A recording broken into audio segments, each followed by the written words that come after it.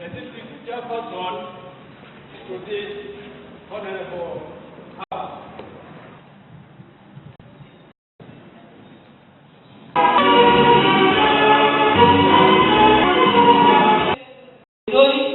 The submission was Wera, Kusongora, Wendoli.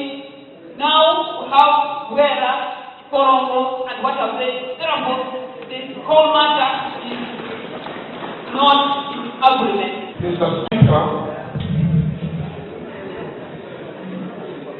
I've been standing up for some time.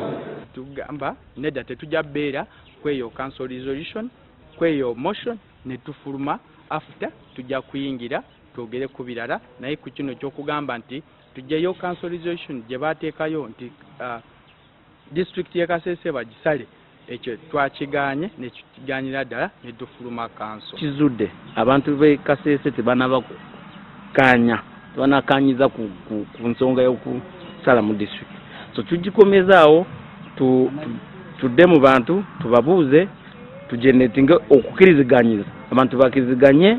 I cannot make a mistake, and I shall never make a mistake of revoking what had passed.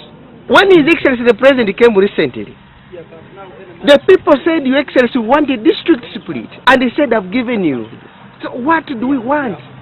What do people want?